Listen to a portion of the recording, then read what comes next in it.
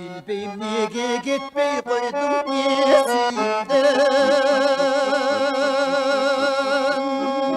Bir kezdegi birge жүргөн 1941 жылдын 12 январында Кыргыз обонуна өчпөс сийиз калтырган Рыспай Абдыкадыров жарка келген. Аны менен тыгыз байланышта болуп, сырдашкан саналуу жакындарынын бири Кыргыз Республикасынын эл артисти Түгөлбай Казаков менен маектештик. Экөөнүн алгачкы жолугушуусу Рыспай Абдыкадыровдун атагы таш жарып турган 26 жашында Таластын Көпүрө базар айылында болгон. Мектеп окуучусу Түгөлбай Казаков ал кезде комузу менен айылдаштарына талантын тартуулап жүргөн. Анын чымынын көргөн Абдыкадыров борборго алып кетүүнү дагы каалаган. Бирок Казаковдун агасы макул болгон эмес. Андан көп узабай эки таланттын жолу Фрунзенин 7-Кичи районунда коңшу жашап калып бириккен. Тарыктын өккөндүгү ылдамдыгы кандай кезде жаралды экен сынгамды комуз кылын биринде. Мен ал киши менен 1967 жылы тааныштым. Мен анда мектепте окуйт элем. Барынан кызыгы Рыспай агабыз Исмайыл Борончиев деген төкмакым менен келди да.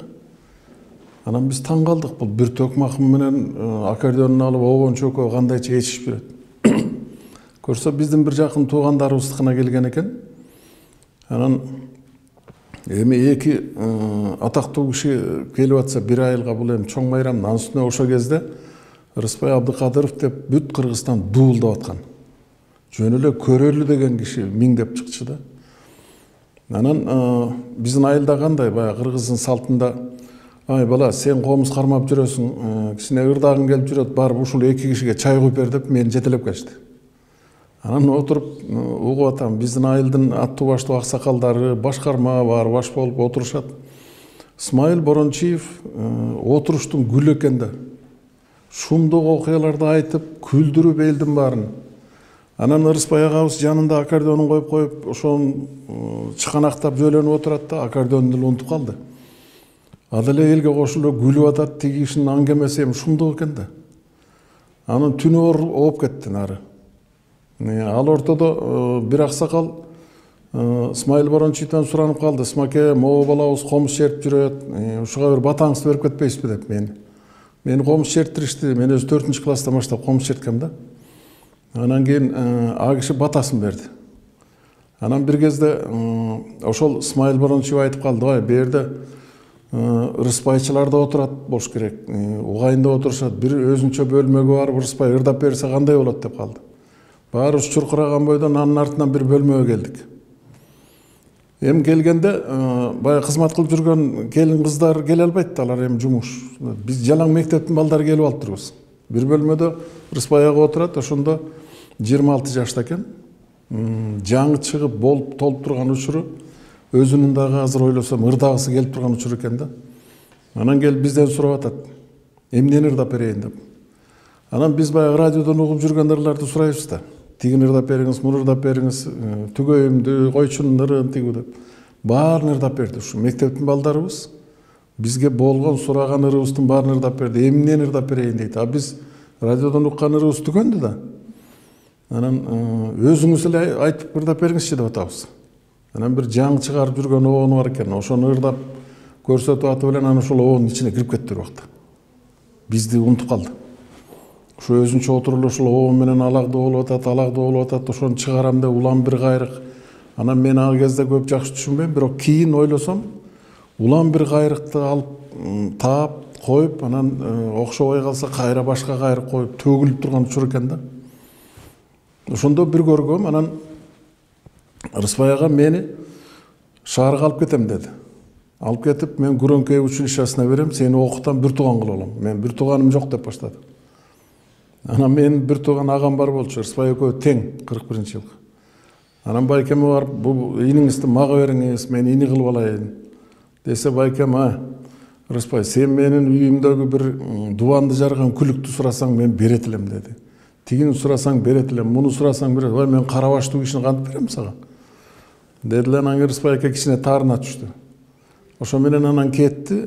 Ошол жылы мен бияка номер 5-мектепке которулуп келдим да, анан барынан кызыгы Бул киши 7-чи микрорайонда жашап атыптыр, а мен бир тууган агам дагы ошол жерге келип туруп калды, анан жакын болуп калдык. Анан ошол жерде көрүшө баштадык да.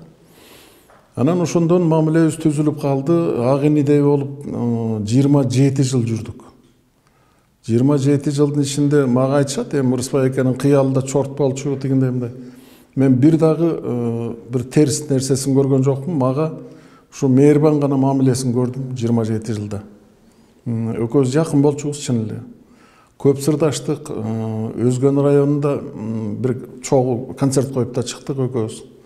Анан ошо Өзгөндө жүргөндө бул киши өзүнүн башынан өткөн балалыгынан бери айтып берди да. Анан баарынан кызыгы, ак киши экөөбүз да окшоштук көп экен да. Бул киши да Токтогул мектебинде окуптур. Мен да Токтогул мектебинде окугам. Бул киши да кышында төрөлүптүр, мен да кышында төрөлгөм. Бул киши дагы бут кийими жок мектепке баргандан азабын тартып. Анан айтат, мен бутума кийер эчтекем жок. Анан сабак башталарда жылаңайлак дейт. Үйдөн чыгып, ушу карды кечип, тызылдаган бойдон барып мектепке кирип кетчүмүн дейт. Кирип барып эле анан кийин баягы мешке бутумду такап отуруп калчумун. Сабак бүткөндөн кайра чуркаган бойдон үйгө келчү элем дейт да. Мен анчалык жылаңайлак чуркаган жокмун, бирок мен дагы ошол кездеги бардык эле балдардай болуп бут кийимден абдан жүдөдүм мен дагы. Анан ошентип экөөбүз ушу башыбыздан өткөндө айтышып отуруп, анан карасак будак атасы жок чоңоюптур. Мен да атамды көргөн эмесмин. Мен 5 айымда каза болуп калгам. Ушундай бир көп окшоштуктар бар экен да. Анан бул киши мектепти бүткөндө Өзгөн элдик театрына барып, ошо өнөрдүн артынан жөнөгөн экен да. Анан ал жерден Мамат Оморов деген мыкты аккордеонистке туш болот да. Мамат Оморов ошо кездеги Кыргызстандагы аккордеон тарткан эң мыкты адистердин бири болгон да. Анткени ал киши нота менен ойногон. Анан нота менен ойногондун бардыгы эле, мисалы Хачатуряндын Кылыч бийи деген чыгармасы бар. Танисца билем. Ошону ойной бербейт баары тең эле. Аны техникасы күчтүү, аябай мыкты аккордеонисттер ойнойт да. Ал киши ошого чейин ойноп калган киши экен ошол кезде. Анан Рыспай экен жанагы аккордеонду аябай так жакшы ойноп калганы ошол үйрөнгөн мугалими Мамат Оморов болуп атпайбы. Мамат Оморов эми мен жаңылбасам ошол кездеги Кыргызстандагы номер 1 аккордеонист болуш керек да. Анан андан аккордеон үйрөнгөндөн кийин элдик театрда жүрүп, обон чыгарып баштаптыр. Бирок ал кездеги обондору эфирге чыккан жок дейт да. Себеби учурунда жакшы көргөнүм менен кийин карасам обон сыяктуу эле жок экен дейт, начар экен дейт. Анан чыгарган жокмун дейт. Эми бул залкар киши өзүнүн чыгармачылыгына сын көз менен карап атат да. Анан элге жакшы гана обондорду бериш керек деген принцип менен. Ошо өмүрүнүн аягына чейин эле анча болбой калган обондордун баарын чыгарган жок да. Тандап чыгарды дайыма. Ошон үчүн анын ырларынын баары жакшы, ушул күнгө чейин ырдап жүрбөйбү. Мисалы, ошол кезде Кыздын сыры деген биринчи ырын эфирге алып чыккан экен. Азыр аны эч ким ырдабайт деле. Сагыныч деген да обону бар. Бул деле азыр анча ырдалбайт.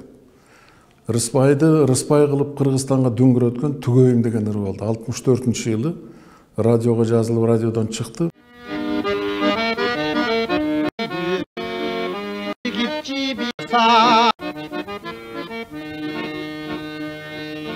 Жыламайын кычыгы карасам, көңүлдөр кипчибип баратам.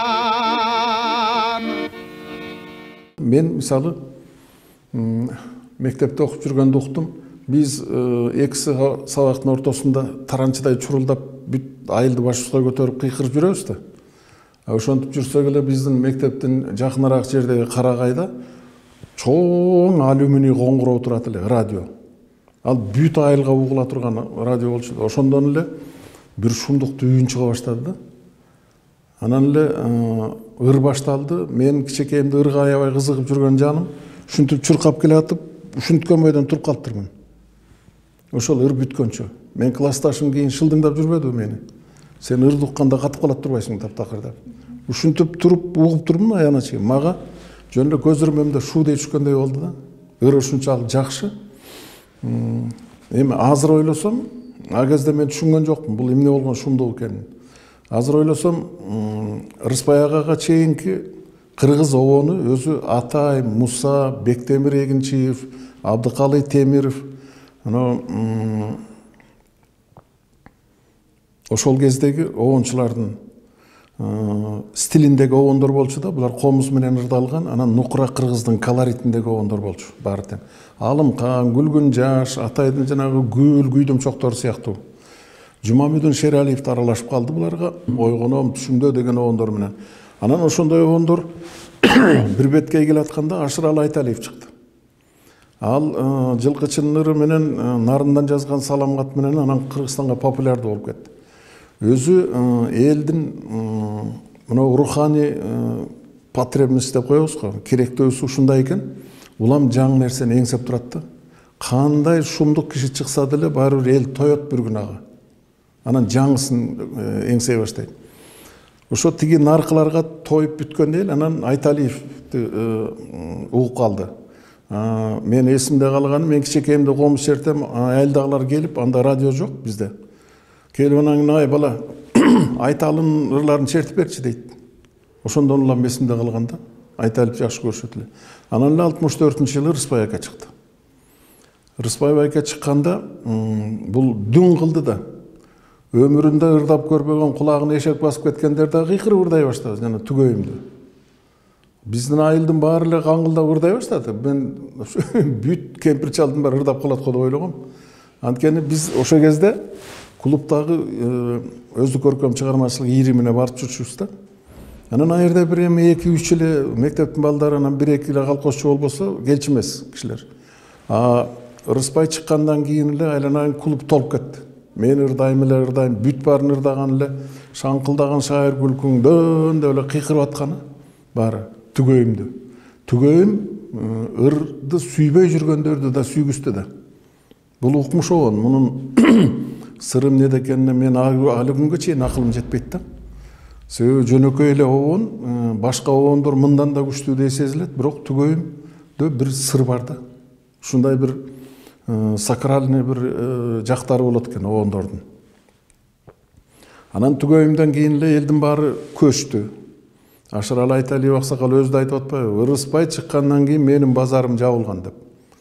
Чынында эле ага киши чыккандан кийин ага чейинкилердин көбүнөн эл бурулуп Рыспайдын артынан түшүп калды.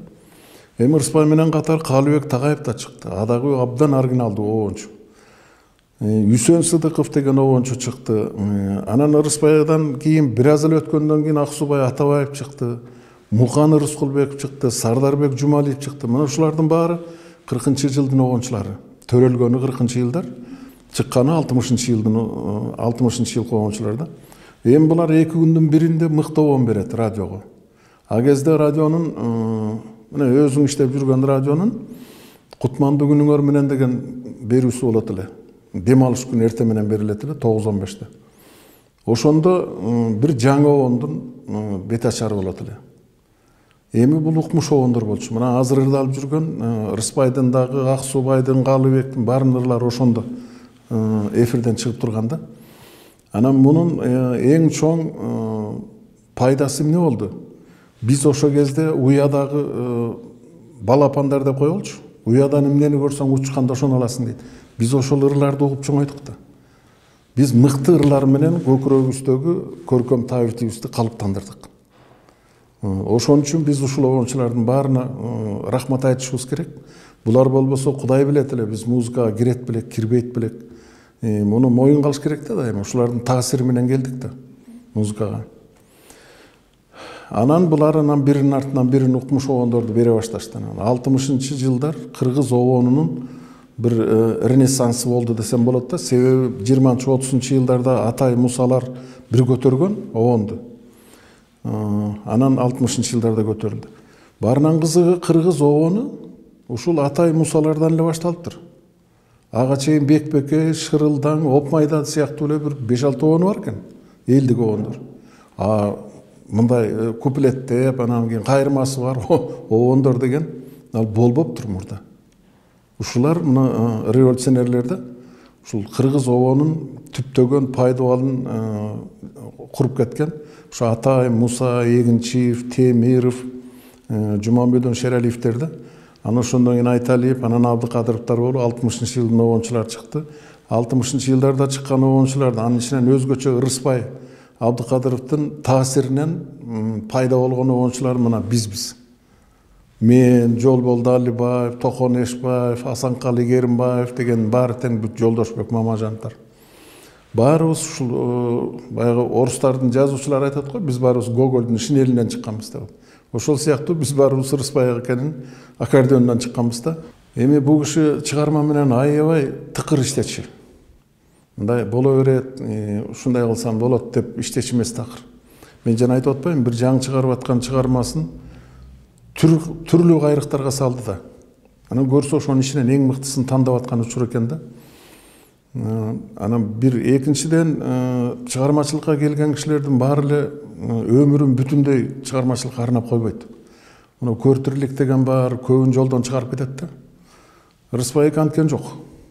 Бул өмүрүнүн аягына чейин өзүнүн өнөрүн ушу мен китебимде жаздым эле. Жападан жалгыз оюнчугун бооруна кысып жүргөн жаш баладай алып жүрдү өнөрүн. Жел тийгизбей, анан өзү дагы айтып калчу, мен эң жакшы огонумду али жаза элекмин деп. Ушул нерсеге ишенип алып иштеди да өмүрүнүн аягына чейин. Мен билип эле жүрдүм, жакшырдын баарын жазып койгон. Өзү огончулар жакшы огондордун баарын 20-30 жаштын ортосунда эле жазып коет.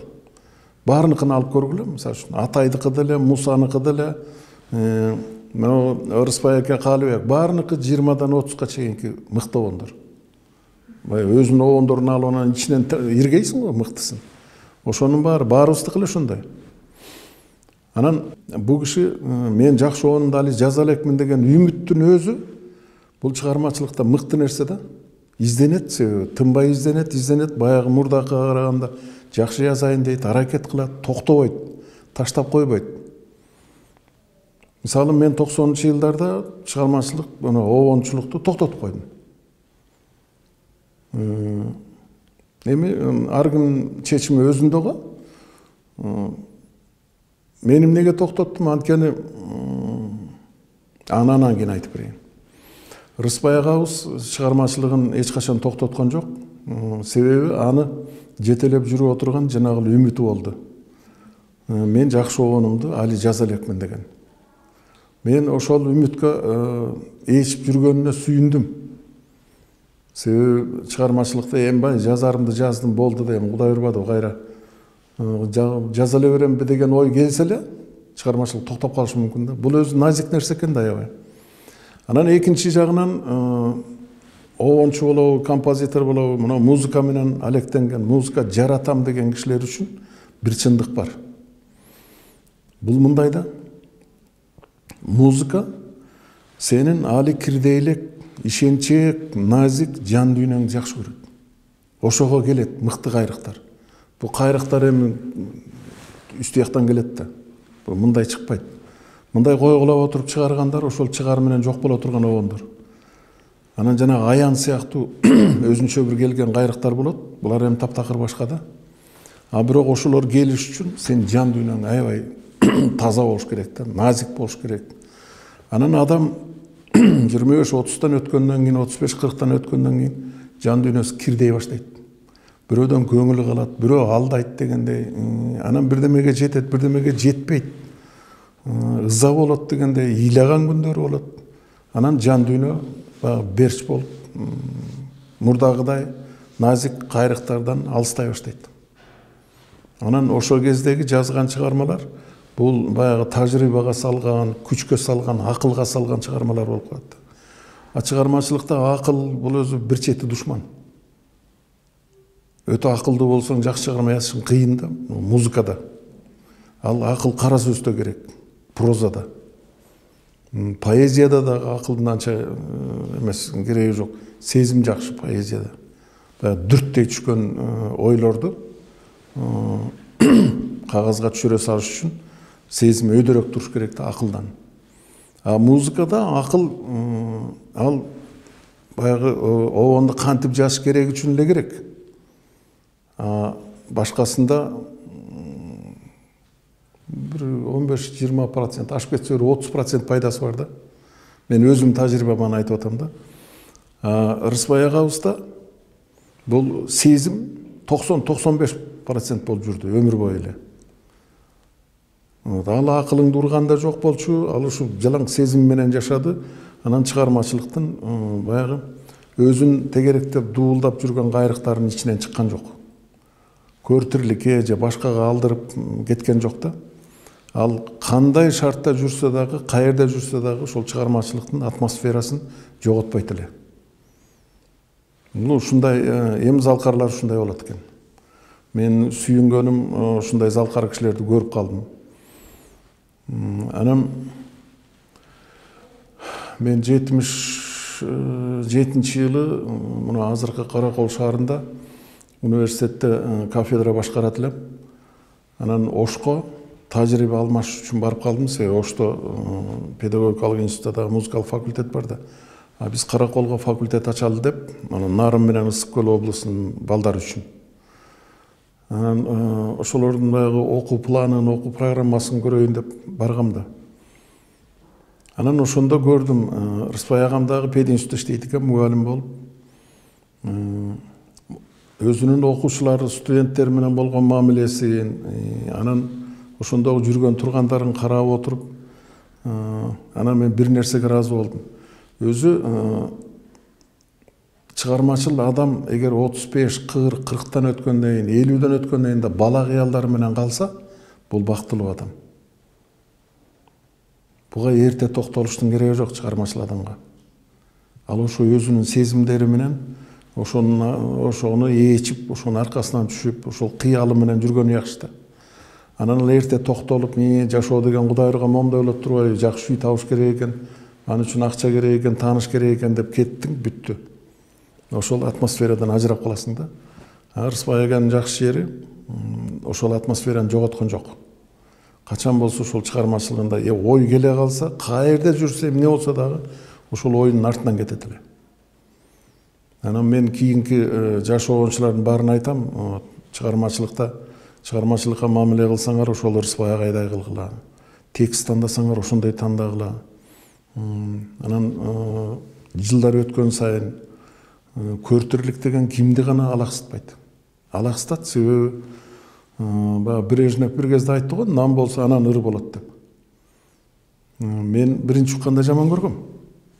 Нан эле болсо болду буларга деп. А көрсө курсак ачып өлөйүн деп бараткан кишиге музыка эмес. Ал уже жашап калыш үчүн нан керек дегендей, көртүрлүк дагы ошондой да. Үй керек, үй бүлө күтүп калышат анын үстүнө. Анан алар жакшыраак жашайын дейт эл катары. Анын үстүнө атактуу кишинин үй бүлөсү болсо дейт, намыстанат. Атактуу кишиң болсо бир жерде иштейт, болгону айлыкка жашайт. Ал турмушун оңдой албайт. Мына баарыбыздын башыбыздан өткөн оокат бул. Анан ошондой социалдык татаал маселелерден басынып жүрдү Рыспай агабыз. Анткени а кишинин бактырып койгон малы болгон жок, кассага салып койгон акчасы болгон жок. Адагы баарыбызга окшоп эле айлык менен жашады. Анан ошол кезде эми өзүңөр ойлоп көргүлө, мына бир жылда бир 2 же 3 огон чыгарса, ошол ар бир огонго 65 сом берчи. Эми аны менен сен турмушуңду оңдой албайсың да. Кийим да ала албайсың. Анан болгон баасы ошол да. Мисалы мен 3 күн концерт бердим ушу филармонияда, жалгыз өзүм сахнада. 80-жылы. 80-жылы. Бирок мен ар бир концертиме 7000ден ашык рубль түшүп атат, бирок мага 4 сом 50 тиын төлөйт да. Ушундай болчу. Советтер Союзу эч ким дирденткен жок. Атургай мына олимпиаданын чемпиондору, дүйнөнүн чемпиондоруна дагы ушу эл аралык олимпиадалык уюм, башка дүйнөлүк федерациялар берген акчаны ошол спортсмендин колуна берчү эмес да. Мына кийин баары эле айтып жүрбөйбү? Михаил Таль деген дүйнөнүн чемпионунан шахматисттен сурашты. Канча төлөчү элесилерге мына олимпиаданын чемпиону болуп жүрдүңөр десе, биз стипендия алчубуз деп атпайбы? Стипендия төлөп койчу, бир 600 сом. Болду. Булар дүйнөнүн чемпиону болсо $100,000 берет. Аны Госкомспорт деген бар, өзүнүн эсебине салып коет дагы, буларга 600 сом берип коет. Советтер Союзу спортчуң болобу, өнөр адамың болобу, баарына байыбай турган шартты түзүп койгон да ошол кезде. Анан атактуу кишиге эмне кыйын? Жөн эле базарда иштеген бирөө эле жакшы жашайт, мисалы үчүн. Соодасы бар дегендей. Анан ошонун алдында басынат. Муну элдин баары тааныйт. Мунун жыргаткан үйү жок. Же машинеси жок. Же норго тумагы жок, ачык эле айтайын. Ошол кезде 500 рубль турчу. А 500 рубльди алыш үчүн бир 7 ай айлык албай жашаш керек да. Антип эч ким тумак ала албайт да. А тиги базардагы алып коет опамайлы. Бир уйдун этин сатат дагы, ала турган баарын алып коет. Анан ошолордун жанында анан Ырыспай ага окшогон жалаң айлык менен жүргөн кишилер анан кийин басынат эле. Тигилер дагы кырданып өйдө карап, өйдө жактан карап сүйлөйт эле. А булардын жини келгени ал ким дейт. Эч ким тааныбаган бирөө келип ошол жерде норка тумакты кийип алып анан сенин жаныңда турат. Эмне мынча жупуну кийинип алгансыз ага? Өзүңүз атактуу болсоңуз деп анан басынтат. Ушундайларды көрдүм. Мына өзгөндө жүргөндө Ырыспай ака экөөбүз ушул темада аябай сырдаштык. Бир жума бою эл кыдырып жүрүп. Анан ошондо мен ушу Ырыспай агамды толук ачтым го деп ойлойм да. Мен дагы ошо өзүңө окшоп суроо берип, анан угуп, улам баягы наводящий суроо деп коет, ушинтип отуруп, анан болгонун баарын уктум ошондо. Эмне үчүн туруп эле ыйлап жиберчү эле Ырыспай ага. Ыйлап жиберчү. Мүмкүн айтып бересиз бизге укканыңыздан? Ал киши өзү ачык айтпай койду. Ыйлаган. Мен сурадым, сиз эмне туруп эле ыйлап жүрөсүз деп. Анан ал тиги эркек балам жок дегенге байлап салды. А мен өзүмчө кийин ойлойм да, бул киши абдан өксүк чоңойгон экен да кичекейинде. Өзү баягы музыкант жан дүйнөсү назик аябай. Анан турмуш өксүк кылып койсо, бул жашык болуп калат да. Анан ырларын баарында турбайбы? Ырлар эле ыйлап жибере жаздабас жерден калып атпайбы? Кайсынысын уксаңар деле. Жанагы тезирээк эле билсемчи деген обонунда баягы куплет бүткөндөн созгон жери бар. Эми муну ыйлагандын эң эле музыкага салынган түрү да бул. Окуну бүтүп кеткен кыз, ойлосын сенин ичин кыз, оп тартып сүйдүң илеби, от болуп күйдүм жалынсыз. Кайсынысы болсо деле, издейм сенisi болобу, сагынуу болобу, жолугарым бир. Кайсынысын обонун алсаңар дагы муңдуу да. Муңдуу, кайгылуу, ушунун баары кичекейинен көкүрөгүндө калган турмуштун тагы да. Экөөбүз бир күнү отуруп талашып калдык. Өмүрүбүздө эчтеген талашкан эмеспиз да. Эми талашканда баягы кызыл чеке болуп кыйкырышкан жокпуз. Жөн эле өзүбүздүн аргументтерибизди айтып атабыз да. Мен сурадым, кайсы ырыңыз калат деп ойлойсуз кийин тарыхта? Десем, сагынуу деди. А мен айттым, мен макул эмесмин. Эмнеге дейт? Мен издейм сени калат деп ойлойм. Эмнеге дейт? Мен сагынууңуз издейм сенин ичинде эле бир кичекей тамчы чындап келгенде. Издейм сени бул баягы эпохияльный деп коет го орустар. Ушул сыяктуу бир доорду жаап кеткен сыяктуу ыр да бул издейм сени. Шумдук обон. İzdim seni arasına ne dedin bir koz gülü sarına ne dedin. Бул эми нечен жылдар кылымдар бою эле ырдалып жүрө бериши мүмкүн, анткени адам баласы өмүр бою изденет. Издеген эле кишиге бул ыр жакын боло берет да. Анан бул ырдын сөзүндөгү бир эң терең бир маани бар. Ырдагандардын көпчүлүгү ошону түшүнбөйт да. Жолон Мамытов өзү абдан чоң акын болчу, ойчул акын эле. Ошол ырдын аягында минтип атпайбы? Мына издейм сени арасынан элдердин тигиндей мындайда баарын айтып келип, балким ушул зор бакыттын өзүдүр өмүр бою бир көрүнбөй койгонуң дейт. Ушуну көбү түшүнбөйт. Ал акын катары айтып атат. Себеби адам баягы көргөндө бири-бирине ашык болот, эңсейт, сагынат, уктабайт, жинди болот. Анан кошулгандан кийин тарайт. Кызыгы кетет да. Кызыгы кетет дагы 2 ай, 1 жыл эми ашып кетсе шумдук болсо. Анан экөө биринчи эле урушкан күнү анан баягы сезим бар бүт таранч учкандай учат. Анан жөн эле баягы поездда чогуу кетип бараткан кишилердей болуп, анан тириликке кирет баары. Туурабы? Турмуш ушундай өзү. Жолун агабыз ошону билип туруп айтып атпайбы? Балким ушул зор бакыттын өзүдүр дейт. Өмүр бою бир көрүнбөй койгонун себеби бул ошону элестетип ыр жаза берет. Акын үчүн бул бакыт болуп атат. Ал акын катары айтып атат да. Рыспаяга эмне үчүн ушул текст салган? Көрсө бул издейм сенин обонун ал Даниярдын обону деп чыгарыптыр. Рыспайдын Жамиласындагы. Даниярдын обону деп чыгарып ошого сөз издеп жүргөндө анан кийин Жолондун издейм сенisi гезитке чыгып калып атпайбы? Анан эле дейт, карасам дейт, мен обонума келе турганым экен, анан өзү да сонун экен дейт темасы. Ошо менен Даниярды бияка тыштап анан издейм сениге салдым деп атпайбы? Анан бул Даниярдын ыры болмок дейт. Анан экөөбүз 1 сааттай талаштык, ал сагынуу калат дейт. Мен өлгөндө сагынууну коюп койгула, скрипка менен ойнотуп дейт. 1 сааттан кийин макул болду. Же менин көгөрүп атканыма борорду айтор шыгылып. Болуптур ошол. Издейм сени калат, ошол мыкты окшойт, чын эле деп калды. Бирок ниетинде баары бир өмүрүнүн аягында ошол сагынууну жасатып коюптур скрипкага. Мен өлгөндө коюп коесуңар деп. Bayımı tartıp alıstan unutup bardık nerseni sararıp olup anısızdan sakındım tuğan jerseni. Анан экинчи бир нерсе бар экен да.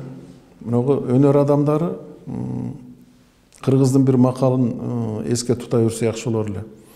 Пенденин оозундагы Кудайдын кулагында дейт. Мисалы, Мидин Алыбаев жазды, кош сөңкөл, жегелермин, жегелбесмин деп. Ошо ойдон барган жок. Ошондон келгенден анан бир аздан өлүп калып атат. Алыкул жазды, сен ооруба, мен ооруйн ата жүрдү. Да ооруду. Ооруду өлүп калды. Ага Шамшыбек Өтөбай оон чыгарды. Сен ооруба, мен ооруйн ата жүрдү деп чыгарып ырдады. Бир аздан кийин ады өлүп калды. Бул бир мистика сыяктуу нерсе да. Ушуну кыргыз айтат го, дайыма жакшы сүйлө, жакшы айт. Жаман нерсени оозуңа алба дейт. Ошону билген үчүн айткан экен деп коем да. Рыспаяга дагы ушул өмүрүнүн аягында мен өлгөндөн кийин, мен өлгөндө минткиле, тигинткиле деп айта берди да. Анан ошол ушинтип айта берип да Кудайдын кулагынын кужурун алып жибергенби деп да ойлоп кетесиң да. Ошентип сагынууну дагы жасатып коюптур, мен өлгөндө коюп койгула деп. Анан өлүм жөнүндө ойлогондун бирден бир себеби деп мен мындай ойлоп калдым. Себеби бул киши абдан катуу чыкты да. Абдан катуу популярдуу болду. Муну жөн эле өзүн көрсөм деген кишилер абдан көп болчу. Анткени бул жаш кезинде бою узун, көзү ботонукундай жайнаган, ак жуумал, сулуу, көрктүү жигит болчу абдан. Аны чын эле көрөйүн деген ал кыздар эле эмес, ал бүт эле адам баласы көрө тургандай татынакай болчу. Мына Дооронбек Садырбаев агабыздын бир мыкты жери ушул 65-66 жылдарда бир топ өнөр адамдарын тартып койгон экен. Жанагы теледен көрүп каласыңар го, Рыспаевдин жаш кезиндеги бото көз, койчун ныры, алмашым дегендер деп атпайбы? Ошону Дооронбек байка тартып койгон. Болбосо биз анын 25 жашындагысын ошону элестете алмак эмеспиз. Ыбырай Тумановду тартып койгон, Мейлхан Козубекованы тартып койгон, Асанкул Шаршеновду, мына Гүлсүм Мамашеваларды, ушулардын баарын, Шакееваларды жаш кезинде тартып койгон да. Ошол эстелик болуп калып калды азыр. Ар бир режиссер ушинтип иштесе, өзүнүн замандаштарын тарыхка калтырып мыкты болор эле деп ойлойм да.